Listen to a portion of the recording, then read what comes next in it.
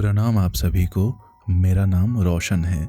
दोस्तों, आज मैं आपके लिए लेकर आया हूँ मुंशी प्रेमचंद जी की लिखी एक बहुत ही लोकप्रिय कहानी जिसका शीर्षक है प्रारब्ध। प्रारब्ध अर्थात भाग्य अथवा नियति। तो आइए शुरू करते हैं कहानी का पाठ। लाला जीवन दास को मृत्युशैया पर पड़े 6 मास हो गए हैं। अवस्था दिनों दिन शोचनीय होती जाती है। चिकित्सा पर उन्हें अब जरा भी विश्वास न रहा। केवल प्रारब्ध का ही भरोसा है। कोई हितैषी वैद्य या डॉक्टर का नाम लेता है तो मुंह फेर लेते हैं। उन्हें जीवन की अब कोई आशा नहीं है, यहाँ तक कि अब उन्हें अपनी बीमारी के जिक्र से भी घृणा होती है। एक क्षण के लिए भूल जाना चाहते हैं कि मैं काल के मुख में हूँ। एक क्षण के लिए इस दुस्साध्य चिंता भार को सिर से फेंककर स्वाधीनता से सांस लेने के लिए उनका चित्त लालायित हो जाता है। उन्हें राजनीति से कभी रुचि नहीं रही, अपनी व्यक्तिगत चिंताओं ही में लीन रहते। लेकिन अब उन्हें राजनीतिक विषयों से विशेष प्रेम हो गया है। अपनी बीमारी की चर्चा के अतिरिक्त वह प्रत्येक विषय को शौक से सुनते हैं, किंतु ज्यों ही किसी ने सहानुभूति से किसी औषधि का नाम लिया कि उनकी त्योरी बदल जाती है। अंधकार में विलाप ध्वनि इतनी आशाजनक नहीं होती जितनी प्रकाश की एक झलक। यह यथार्थवादी पुरुष थे। धर्म अधर्म स्वर्ग नरक की व्यवस्थाएं उनकी विचार परिधि से बाहर थी। यहाँ तक कि अज्ञात भय से भी वे शंकित न होते थे। लेकिन उसका कारण उनकी मानसिक शिथिलता न थी, बल्कि लोक चिंता ने परलोक चिंता का स्थान ही शेष न रखा था। उनका परिवार बहुत छोटा था। पत्नी थी और एक बालक, लेकिन स्वभाव उदार था। ऋण से बढ़ा रहता था। उस पर यह असाध्य और चिरकालीन रोग ने ऋण पर कई दर्जे की वृद्धि कर दी थी। मेरे पीछे निसहायों का क्या हाल होगा? ये किसके सामने हाथ फैलाएंगे? कौन इनकी खबर लेगा? हाय, मैंने विवाह क्यों किया? पारिवारिक बंधन में क्यों फंसा? क्या इसलिए कि ये संसार के हीम तुल्य दया के पात्रा बने? क्या अपने कुल की प्रतिष्ठा और सम्मान को यूं ही विनष्ट होने दूं? जिस जीवनदास ने सारे नगर को अपनी अनुग्रह दृष्टि से प्लावित कर दिया था, उसी के पोते और बहू द्वार द्वार ठोकरे खाते फिरें। हाय, क्या होगा? कोई अपना नहीं, चारों ओर भयावह वन है। कहीं मार्ग का पता नहीं। यह सरल रमणी, यह अबोध बालक, इन्हें किस पर छोड़ूं? हम अपनी आन पर जान देते थे। हमने किसी के सामने सिर नहीं झुकाया, किसी के ऋणी नहीं हुए, सदैव गर्दन उठाकर चले। और अब यह नौबत है कि कफन का भी ठिकाना नहीं। आधी रात गुजर चुकी। जीवनदास की हालत आज बहुत नाजुक थी। बार बार मूर्छा आ जाती, बार बार हृदय की गति रुक जाती। उन्हें ज्ञात होता था कि अब अंत निकट है। कमरे में एक लैंप जल रहा था। उनकी चारपाई के समीप ही प्रभावती और उसका बालक साथ सोए हुए थे। जीवनदास ने कमरे की दीवारों को निराशापूर्ण नेत्रों से देखा, जैसे कोई भटका हुआ पथिक निवास स्थान की खोज में हो। चारों ओर से घूमकर उनकी आंखें प्रभावती के चेहरे पर जम गई। हाँ, यह सुंदरी एक क्षण में विधवा हो जाएगी। यह बालक पितृहीन हो जाएगा। यही दोनों व्यक्ति मेरी जीवन आशाओं के केंद्र थे। मैंने जो कुछ किया इन्हीं के लिए किया। मैंने अपना जीवन इन्हीं पर समर्पण कर दिया और अब इन्हें मंझधार में छोड़े जाता हूँ, इसलिए कि वे विपत्ति भंवर के कौर बन जाएं। इन विचारों ने उनके हृदय को मसोस दिया। आंखों से आंसू बहने लगे। अचानक उनके विचार प्रवाह में एक विचित्र परिवर्तन हुआ। निराशा की जगह मुख पर एक दृढ़ संकल्प की आभा दिखाई दी, जैसे किसी गृह स्वामिनी की झिड़कियां सुनकर एक दीन भिक्षुक के तेवर बदल जाते हैं। नहीं, कदापि नहीं। मैं अपने प्रिय पुत्र और अपनी प्राण प्रिया पत्नी पर प्रारब्ध का अत्याचार न होने दूंगा। अपने कुल की मर्यादा को भ्रष्ट न होने दूंगा। अबला को जीवन की कठिन परीक्षा में न डालूंगा। मैं मर रहा हूं, लेकिन प्रारब्ध के सामने सिर न झुकाऊंगा। उसका दास नहीं, स्वामी बनूंगा। अपनी नौका को निर्दय तरंगों के आश्रित न बनने दूंगा। निसंदेह संसार मोह बनाएगा। मुझे दुरात्मा, घातक, नराधम कहेगा, इसलिए कि उसके पाश्विक आमोद में, उसकी पैशाचिक क्रीड़ाओं में एक व्यवस्था कम हो जाएगी। कोई चिंता नहीं।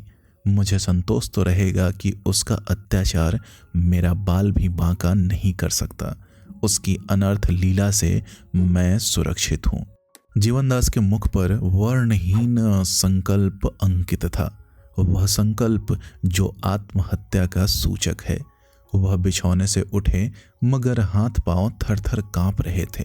कमरे की प्रत्येक वस्तु उन्हें आंखें फाड़ फाड़ कर देखती हुई जान पड़ती थी। अलमारी के शीशे में अपनी परछाई दिखाई दी। चौंक पड़े, वह कौन? ख्याल आ गया, यह तो उनकी अपनी छाया है। उन्होंने अलमारी से एक चमचा और एक प्याला निकाला। प्याले में वह जहरीली दवा थी जो डॉक्टर ने उनकी छाती पर मलने के लिए दी थी। प्याले को हाथ में लिए चारों ओर सहमी हुई दृष्टि से ताकते हुए वह प्रभावती के सिरहाने आकर खड़े हो गए। हृदय पर करुणा का आवेग हुआ। आह, इन प्यारों को क्या मेरे ही हाथों मरना लिखा था? मैं ही इनका यमदूत बनूंगा। यह अपने ही कर्मों का फल है। मैं आंखें बंद करके वैवाहिक बंधन में फंसा। इन भावी आपदाओं की ओर क्यों मेरा ध्यान न गया? मैं उस समय ऐसा हर्षित और प्रफुल्लित था, मानो जीवन एक अनादि सुख स्वर है, एक एक सुधामय आनंद सरोवर। यह इसी अदूरदर्शिता का परिणाम है कि आज मैं यह दुर्दिन देख रहा हूँ। हठात उनके पैरों में कंपन हुआ, आंखों में अंधेरा छा गया, नाड़ी की गति बंद होने लगी। वे करुणामयी भावनाएं मिट गई। शंका हुई, कौन जाने यही दौरा जीवन का अंत न हो। वह संभल कर उठे और प्याले से दवा का एक चम्मच निकालकर प्रभावती के मुंह में डाल दिया। उसने नींद में दो एक बार मुंह डुलाकर करवट बदल ली। तब उन्होंने लखनदास का मुंह खोलकर उसमें भी एक चम्मच भर दवा डाल दी और प्याले को जमीन पर पटक दिया। पर हाँ, मानव परवशता, हाँ, प्रबल भावी। भाग्य की विषम क्रीड़ा अब भी उनसे चाल चल रही थी। प्याले में विष न था, वह टॉनिक था जो डॉक्टर ने उनका बल बढ़ाने के लिए दिया था। प्याले को रखते ही उनके कांपते हुए पैर स्थिर हो गए। मूर्छा के सब लक्षण जाते रहे। चित्त पर भय का प्रकोप हुआ। वह कमरे में एक क्षण भी न ठहर सके। हत्या प्रकाश का भय हत्या कर्म से भी कहीं दारुण था। उन्हें दंड की चिंता न थी, पर निंदा और तिरस्कार से बचना चाहते थे। वह घर से इस तरह बाहर निकले जैसे किसी ने उन्हें ढकेल दिया हो। उनके अंगों में कभी इतनी स्फूर्ति न थी। घर सड़क पर था। द्वार पर एक तांगा मिला, उस पर जा बैठे। नाड़ियों में विद्युत शक्ति दौड़ रही थी। तांगे वाले ने पूछा, कहाँ चलूं? जीवनदास, जहाँ चाहो। तांगे वाला, स्टेशन चलूं? जीवनदास, वही सही। तांगे वाला, छोटी लाइन चलूं या बड़ी लाइन? जीवनदास, जहां गाड़ी जल्दी मिल जाए। तांगे वाले ने उन्हें कौतूहल से देखा।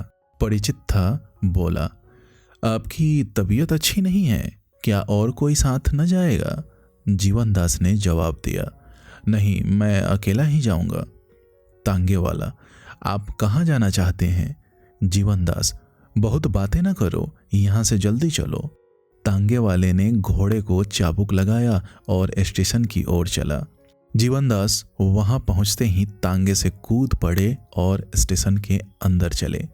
तांगे वाले ने कहा, पैसे? जीवनदास को अब ज्ञात हुआ कि मैं घर से कुछ नहीं लेकर चला, यहाँ तक कि शरीर पर वस्त्र भी न थे। बोले, पैसे फिर मिलेंगे। तांगे वाला, आप न जाने कब लौटेंगे। जीवनदास, मेरा जूता नया है, ले लो। तांगे वाले का आश्चर्य और भी बढ़ा। समझा इन्होंने शराब पी है, अपने आपे में नहीं है। चुपके से जूते लिए और चलता हुआ। गाड़ी के आने में अभी घंटों की देर थी। जीवनदास प्लेटफॉर्म पर जाकर टहलने लगे। धीरे धीरे उनकी गति तीव्र होने लगी, मानो कोई उनका पीछा कर रहा है। उन्हें इसकी बिल्कुल चिंता न थी कि मैं खाली हाथ हूँ। जाड़े के दिन थे, लोग सर्दी के मारे अकड़े जाते थे, किंतु उन्हें ओढ़ने बिछौने की भी सुधि न थी। उनकी चैतन्य शक्ति नष्ट हो गई थी, केवल अपने दुष्कर्म का ज्ञान जीवित था। ऐसी शंका होती थी कि प्रभावती मेरे पीछे दौड़ी चली आती है। कभी भ्रम होता था कि लखनदास भागता हुआ चला आ रहा है। कभी पड़ोसियों के धरपकड़ की आवाज कानों में आती थी। उनकी कल्पना प्रतिक्षण उत्तेजित होती जाती थी, यहाँ तक कि वह प्राण भय से माल के बोरों के बीच में जा छिपे। एक एक मिनट पर चौंक पड़ते थे और सशंक नेत्रों से इधर उधर देखकर फिर छिप जाते थे। उन्हें अब यह भी स्मरण न रहा कि मैं यहाँ क्या करने आया हूँ, केवल अपनी प्राण रक्षा का ज्ञान शेष था। घंटियां बजी, मुसाफिरों के झुंड आने लगे। कूलियों की बकझक, मुसाफिरों की चीख और पुकार, आने जाने वाले इंजनों की धक धक से हाहाकार मचा हुआ था। किंतु जीवनदास उन बोरों के बीच में इस तरह पैंतरे बदल रहे थे, मानो वे चैतन्य होकर उन्हें घेरना चाहते हों। निदान गाड़ी स्टेशन पर आकर खड़ी हो गई। जीवनदास संभल गए, स्मृति जागृत हो गई। लपक कर बोरों में से निकले और एक कमरे में जा बैठे। इतने में गाड़ी के द्वार पर खटखट की ध्वनि सुनाई दी। जीवनदास ने चौंक कर देखा, टिकट का निरीक्षक खड़ा था। उनकी अचेतावस्था भंग हो गई। वह कौन सा नशा है जो मार के आगे भाग न जाए? व्याधि की शंका संज्ञा को जागृत कर देती है। उन्होंने शीघ्रता से जलगृह खोला और उसमें घुस गए। निरीक्षक ने पूछा, और कोई नहीं? मुसाफिरों ने एक स्वर से कहा, अब कोई नहीं है। जनता को अधिकारी वर्ग से एक नैसर्गिक द्वेष होता है। गाड़ी चली तो जीवनदास बाहर निकले। यात्रियों ने एक प्रचंड हास्य ध्वनि से उनका स्वागत किया। यह देहरादून मेल था। रास्ते भर जीवनदास कल्पनाओं में मग्न रहे। हरिद्वार पहुंचे तो उनकी मानसिक अशांति बहुत कुछ कम हो गई थी। एक क्षेत्र से कंबल लाए, भोजन किया और वहीं पर रहे। अनुग्रह के कच्चे धागे को वह लोहे की बेड़ी समझते थे, पर दुर्वस्था ने आत्मगौरव का नाश कर दिया था। इस भांति कई दिन बीत गए, किंतु मौत का तो कहना ही क्या। वह व्याधि भी शांत होने लगी जिसने जीवन से निराश कर दिया था। उनकी शक्ति दिनों दिन बढ़ने लगी। मुख की कांति प्रदीप्त होने लगी। वायु का प्रकोप शांत हो गया, मानो दो प्रिय प्राणियों के बलिदान ने मृत्यु को तृप्त कर दिया था। जीवनदास को यह रोग निवृत्ति उस दारुण रोग से भी अधिक दुखदायी प्रतीत होती थी। वे अब मृत्यु आह्वान करते, ईश्वर से प्रार्थना करते कि फिर उसी जीर्णावस्था का दुरागम हो। नाना प्रकार के कुपथ्य करते, किंतु कोई प्रयत्न सफल न होता था। उन बलिदानों ने वास्तव में यमराज को संतुष्ट कर दिया था। अब उन्हें चिंता होने लगी, क्या मैं वास्तव में जिंदा रहूंगा? लक्षण ऐसे ही दिख पड़ते हैं। नित्य प्रति यह शंका प्रबल होती जाती थी। उन्होंने प्रारब्ध को अपने पैरों पर झुकाना चाहा था, पर अब स्वयं उसके पैरों की रज चाट रहे थे। उन्हें बार बार अपने ऊपर क्रोध आता। कभी व्यग्र होकर उठते कि जीवन का अंत कर दूं, तकदीर को दिखा दूं कि मैं अब भी उसे कुचल सकता हूं। किंतु उसके हाथों विकट यंत्रणा भोगने के बाद उन्हें भय होता था कि कहीं इससे भी जटिल समस्या न उपस्थित हो जाए, क्योंकि उन्हें उसकी शक्ति का कुछ कुछ अनुमान हो गया था। इन विचारों ने उनके मन में नास्तिकता के भाव उत्पन्न किए। वर्तमान भौतिक शिक्षा ने उन्हें पहले ही अनात्मवादी बना दिया था। अब उन्हें समस्त प्रकृति अनर्थ और अधर्म के रंग में डूबी हुई मालूम होने लगी। यहाँ न्याय नहीं, दया नहीं, सत्य नहीं, असंभव है कि यह सृष्टि किसी कृपालु शक्ति के अधीन हो और उसके ज्ञान में नित्य ऐसे विभत्स, ऐसे भीषण अभिनय होते रहें। वह न दयालु है, न वत्सल है, वह सर्वज्ञानी और अंतर्यामी भी नहीं। निसंदेह वह एक विनाशिनी, वक्र और विकारमयी शक्ति है। सांसारिक प्राणियों ने उसकी अनिष्ट क्रीड़ा से भयभीत होकर उसे सत्य का सागर, दया और धर्म का भंडार, प्रकाश और ज्ञान का स्रोत बना दिया है। यह हमारा दीन विलाप है, अपनी दुर्बलता का अश्रुपात। इसी शक्तिहीनता को, इसी निस्सहायता को हम उपासना और आराधना कहते हैं और उस पर गर्व करते हैं।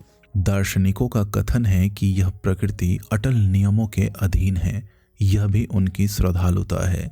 नियम जड़ अचैतन्य होते हैं, उनमें कपट के भाव कहाँ। इन नियमों का संचालक इस इंद्रजाल का मदारी अवश्य है, यह स्पष्ट है, किंतु वह प्राणी देवता नहीं, पिशाच है। इन भावों ने शनैः शनैः क्रियात्मक रूप धारण किया। सद्भक्ति हमें ऊपर ले जाती है, असद्भक्ति हमें नीचे गिराती है। जीवनदास की नौका का लंगर उखड़ गया। अब उसका न कोई लक्ष्य था और न कोई आधार। तरंगों में डामाडोल होती रहती थी। 15 वर्ष बीत गए। जीवनदास का जीवन आनंद और विलास में कटता था। रमणीक निवास स्थान था, सवारियां थी, नौकर चाकर थे। नित्य राग रंग होता रहता था। अब इंद्रिय लिप्सा उनका धर्म था, वासना तृप्ति उनका जीवन तत्व। वे विचार और विवेक के बंधनों से मुक्त हो गए थे। नीति और अनीति का ज्ञान लुप्त हो गया था। साधनों की भी कमी नहीं थी। बंधे बैल और खुले सांड में बड़ा अंतर है। एक राती पाकर भी दुर्बल है, दूसरा घास पाथी खाकर मस्त हो रहा है। स्वाधीनता बड़ी पोषक वस्तु है। जीवनदास को अब अपनी स्त्री और बालक की याद न सताती थी। भूत और भविष्य का उनके हृदय पर कोई चिन्ह न था। उनकी निगाह केवल वर्तमान पर रहती थी। वह धर्म को अधर्म समझते थे और अधर्म को धर्म। उन्हें सृष्टि का यह मूल तत्व प्रतीत होता था। उनका जीवन स्वयं इसी दुर्नीति का उज्ज्वल प्रमाण था। आत्मबंधन को तोड़कर वे जितने उत्सुक हुए, वहां तक उन बंधनों में पड़े हुए उनकी दृष्टि भी न पहुंच सकती थी। जिधर आंख उठती, अधर्म का साम्राज्य दिख पड़ता था। यही सफल जीवन का मंत्र था। स्वेच्छाचारी हवा में उड़ते हैं, धर्म के सेवक एड़ियां रगड़ते हैं। व्यापार और राजनीति के भवन, ज्ञान और भक्ति के मंदिर, साहित्य और काव्य की रंगशाला, प्रेम और अनुराग मंडलियां सब इसी दीपक से आलोकित हो रही हैं। ऐसी विराट ज्योति की आराधना क्यों न की जाए। गर्मी के दिन थे, संध्या का समय। हरिद्वार के रेलवे स्टेशन पर यात्रियों की भीड़ थी। जीवनदास एक गेरुए रंग की रेशमी चादर गले में डाले, सुनहरा चश्मा लगाए, दिव्य ज्ञान की मूर्ति बने हुए अपने सहचरों के साथ प्लेटफॉर्म पर टहल रहे थे। उनकी भेदक दृष्टि यात्रियों पर लगी हुई थी। अचानक उन्हें दूसरे दर्जे के कमरे में एक शिकार दिखाई दिया। यह एक रूपवान युवक था। चेहरे से प्रतिभा झलक रही थी। उसकी घड़ी की जंजीर सुनहरी थी। तंजेब की अचकन के बटन भी सोने के थे। जिस प्रकार बधिक की दृष्टि पशु के मांस और चर्म पर रहती है, उसी प्रकार जीवनदास की दृष्टि में मनुष्य एक भोग्य पदार्थ था। उनके अनुमान ने आश्चर्यजनक कुशलता प्राप्त कर ली थी और उससे कभी भूल न होती थी। वह युवक अवश्य कोई रईस था, सरल और गौरवशील भी है, अतएव सुगमता से जाल में फंस जाएगा। उस पर अपनी सिद्धता का सिक्का बिठाना चाहिए। उसकी सरल हृदयता पर निशाना मारना चाहिए। मैं गुरु बनूं, यह दोनों मेरे शिष्य बन जाएं, छल की घाते चलें, मेरी अपार विद्वता, अलौकिक कीर्ति और अगाध वैराग्य का मधुर गान हो, शब्दाडंबरों के दाने बिखेर दिए जाएं और मृग पर फंदा डाल दिया जाए। यह निश्चय करके जीवनदास कमरे में दाखिल हुए।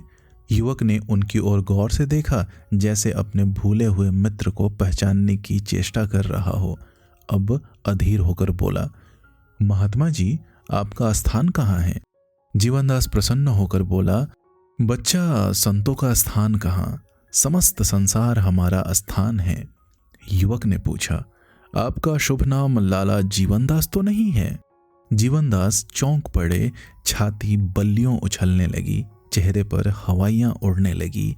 कहीं यह खुफिया पुलिस का कर्मचारी तो नहीं? कुछ निश्चय न कर सके, क्या उत्तर दूं, गुमसुम हो गए। युवक ने असमंजस में पड़े देखकर कहा, मेरी यह धृष्टता क्षमा कीजिएगा। मैंने यह बात इसलिए पूछी कि आपका श्रीमुख मेरे पिताजी से बहुत मिलता है। वे बहुत दिनों से गायब हैं, लोग कहते हैं सन्यासी हो गए। बरसों से उन्हीं की तलाश में मारा फिर रहा हूँ। जिस प्रकार क्षितिज पर मेघ राशि चढ़ती है और क्षण मात्र में संपूर्ण वायुमंडल को घेर लेती है, उसी प्रकार जीवनदास को अपने हृदय में पूर्व स्मृतियों की एक लहर सी उठती हुई मालूम हुई। गला फंस गया और आंखों के सामने प्रत्येक वस्तु तैरती हुई जान पड़ने लगी। युवक की ओर सचेष्ट नेत्रों से देखा, स्मृति सजग हो गई। उसके गले से लिपट कर बोले, लखू। लखनदास उनके पैरों पर गिर पड़ा। मैंने बिल्कुल नहीं पहचाना। हाँ, एक युग हो गया। आधी रात गुजर चुकी थी। लखनदास सो रहा था और जीवनदास खिड़की से सिर निकाले विचारों में मग्न थे। प्रारब्ध का एक नया अभिनय उनके नेत्रों के सामने था। वह धारणा जो अतीत काल से उनकी पथ प्रदर्शक बनी हुई थी, हिल गई। मुझे अहंकार ने कितना विवेकहीन बना दिया था। समझता था मैं ही सृष्टि का संचालक हूँ। मेरे मरने पर परिवार का अधःपतन हो जाएगा, पर मेरी यह दुश्चिंता कितनी मिथ्या निकली। जिन्हें मैंने विष दिया वे आज जीवित हैं, सुखी हैं और संपत्तिशाली हैं। असंभव था कि लखू को ऐसी उच्च शिक्षा दे सकता। माता के पुत्र प्रेम और अध्यवसाय ने कठिन मार्ग कितना सुगम कर दिया। मैं उसे इतना सचरित्र, इतना दृढ़ संकल्प, इतना कर्तव्यशील कभी न बना सकता। यह स्वावलंबन का फल है। मेरा विष उसके लिए अमृत हो गया। कितना विनयशील, हंसमुख, निस्पृह और चतुर युवक है। मुझे तो अब उसके साथ बैठते भी संकोच होता है। मेरा सौभाग्य कैसे उदय हुआ है। मैं विराट जगत को किसी पैशाचिक शक्ति के अधीन समझता था, जो दीन प्राणियों के साथ बिल्ली और चूहे का खेल खेलती है। हाँ, मूर्खता, हाँ, अज्ञान। आज मुझ जैसे पापी मनुष्य इतना सुखी है, इसमें संदेह नहीं कि इस जगत का स्वामी दया और कृपा का महासागर है। प्रातःकाल मुझे उस देवी से साक्षात होगा जिसके साथ जीवन के क्या क्या सुख नहीं भोगे। मेरे पोते और पोतियां मेरी गोद में खेलेंगी। मित्रगण मेरा स्वागत करेंगे। ऐसे दयामय भगवान को मैं अमंगल का मूल समझता था। इस विचार में पड़े हुए जीवनदास को नींद आ गई। जब आंखें खोली तो लखनऊ की प्रिय और परिचित ध्वनि कानों में आई। वे चौंक कर उठ बैठे। लखनदास असबाब उतरवा रहे थे। स्टेशन के बाहर उनकी फिटन खड़ी थी। दोनों आदमी उस पर बैठे। जीवनदास का हृदय आह्वान से भर रहा था। मौन रूप बैठे हुए थे, मानो समाधि में हों। फिटन चली। जीवनदास को प्रायः सभी चीजें नई मालूम होती थी। न वे बाजार, न वे गली कूचे, न वे प्राणी थे। युगांतर सा हो गया था। निदान उन्हें एक रमणीक बंगला सा दिखाई पड़ा, जिसके द्वार पर मोटे अक्षरों में अंकित था, जीवनदास पाठशाला। जीवनदास ने विस्मित होकर पूछा, क्या है?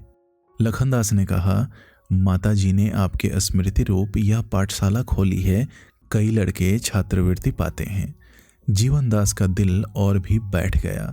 मुंह से एक ठंडी सांस निकल आई। थोड़ी देर बाद फिटन रुकी। लखनदास उतर पड़े। नौकरों ने असबाब उतारना शुरू किया। जीवनदास ने देखा एक पक्का 2 मंजिला मकान था। उनके पुराने खपरेल वाले घर का कोई चिन्ह न था। केवल एक नीम का वृक्ष बाकी था। 2 कोमल बालक बाबूजी कहते हुए दौड़े और लखनदास के पैरों से लिपट गए। घर में एक हलचल सी मच गई। दीवान खाने के पीछे एक सुंदर पुष्प वाटिका थी। जीवनदास ऐसे चकित हो रहे थे मानो कोई तिलिस्म देख रहे हों। रात्रि का समय था, 12 बज चुके थे। जीवनदास को किसी करवट नींद न आती थी। अपने जीवन का चित्र उनके सामने था। इन 15 वर्षों में उन्होंने जो कांटे बोए थे वे इस समय उनके हृदय में चुभ रहे थे। जो गड्ढे खोदे थे वे उन्हें निगलने के लिए मुंह खोले हुए थे। उनकी दशा में एक ही दिन में घोर परिवर्तन हो गया था। अभक्ति और अविश्वास की जगह विश्वास का अभ्युदय हो गया था, और यह विश्वास केवल मानसिक न था वरन प्रत्यक्ष था। ईश्वरीय न्याय का भय एक भयंकर मूर्ति के सदृश उनके सामने खड़ा था। उससे बचने की अब उन्हें कोई युक्ति नजर न आती थी। अब तक उनकी स्थिति उस आग की चिंगारी के समान थी जो किसी मरुभूमि पर पड़ी हुई हो। उससे हानि की कोई शंका न थी, लेकिन आज वह चिंगारी एक खलिहान के पास पड़ी हुई थी। मालूम नहीं कब वह प्रज्वलित होकर खलिहान को भस्मीभूत कर दे। ज्यों-ज्यों रात गुजरती थी, यह भय ग्लानि का रूप धारण करता जाता था। हाँ अशोक, मैं इस योग्य भी नहीं कि इस साक्षात क्षमा दया को अपना कलुषित मुंह दिखाऊं। उसने मुझ पर सदैव करुणा और वात्सल्य की दृष्टि रखी और यह शुभ दिन दिखाया। मेरी काली माँ उसकी उज्ज्वल कीर्ति पर एक काला दाग है। मेरी कलुषता क्या इस मंगल चित्र को कलुषित न कर देगी? मेरी पापाग्नि के स्पर्श से क्या हरा भरा उद्यान मटियामेट न हो जाएगा? मेरी अपकीर्ति कभी न कभी प्रकट होकर इस कुल की मर्यादा और सम्मान को नष्ट न कर देगी? मेरे जीवन से अब किसको सुख है? कदाचित भगवान ने मुझे लज्जित करने के लिए, मुझे अपनी तुच्छता से अवगत कराने के लिए, मेरे गले में अनुताप की फांसी डालने के लिए यह अद्भुत लीला दिखाई है। हाँ, इसी कुल की मर्यादा रक्षा के लिए भीषण हत्याएं की थी। क्या अब जीवित रहकर इसकी वह दुर्दशा कर दूं जो मरकर भी न कर सका? मेरे हाथ खून से लाल हो रहे हैं। परमात्मन, वह खून रंग न लाए। यह हृदय पापों के कीटाणुओं से जर्जर हो रहा है। भगवान, यह कुल उनके छूत से बचा रहे। इन विचारों ने जीवनदास में ग्लानि और भय के भावों को इतना उत्तेजित किया कि वह विकल हो गए। जैसे परती भूमि में बीज का असाधारण विकास और प्रसार होता है, उसी प्रकार विश्वासहीन हृदय में जब विश्वास का बीज पड़ता है तो उसमें सजीवता और विकास का प्रादुर्भाव होता है। उसमें विचार के बदले प्राधान्य होता है। आत्मसमर्पण उसका विशेष लक्ष्य होता है। जीवनदास को अपने चारों तरफ एक सर्वव्यापी शक्ति, एक विराट आत्मा का अनुभव हो रहा था। प्रतिक्षण उनकी कल्पना सजग और प्रदीप्त होती जाती थी। अपने जीवन की घटनाएं ज्वाला शिखा बन बनकर उस घर की ओर, उसे मंगल और आनंद के निवास भवन की ओर दौड़ती हुई जान पड़ती थी, मानो उसे निगल जाएगी। पूर्व की ओर आकाश अरुण वर्ण हो रहा था। जीवनदास की आंखें भी अरुण थी। वे घर से निकले, हाथ में केवल धोती थी। उन्होंने अपने अनिष्टमय अस्तित्व को मिटा देने का निश्चय कर लिया था। अपनी पापाग्नि की आंच से अपने परिवार को बचाने का संकल्प कर चुके थे। प्राणपण से अपने आत्मशोक और हृदय दाह को शांत करने पर उद्यत हो गए थे। सूर्योदय हो रहा था। उसी समय जीवनदास गोमती की लहरों में समा गए। दोस्तों, उम्मीद करता हूँ यह कहानी आपको पसंद आई होगी। ऐसी ही ढेरों कहानियाँ सुनने के लिए आप हमारे चैनल से जुड़े रहें। बहुत बहुत धन्यवाद।